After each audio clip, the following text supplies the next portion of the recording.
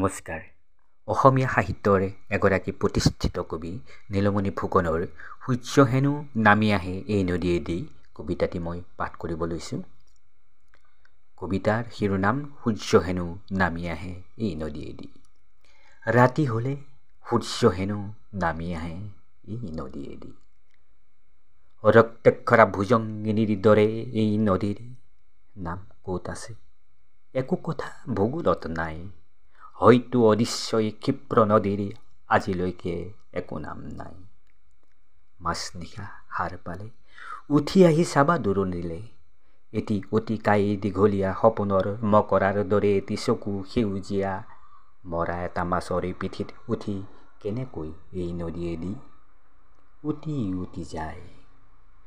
দূৰৰ পৰা দেখিবা কিদৰে নদীৰ পানীত এটি দুটিকৈ সৰে সুৰা ৰঙী তৰাবোৰ, ঠিক যেন পকা পকা আঙুৰৰ দৰে।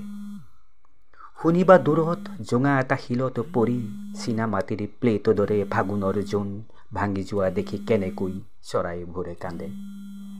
হঠাতে আকাশখনি চকা তৰোৱালৰ ধাৰৰ দৰে নামি অহা যেন লাগিলে তোমাৰ চুলিবোৰ আনি মাথো চকু মুখ অন্ধকাৰ কৰি দিবা।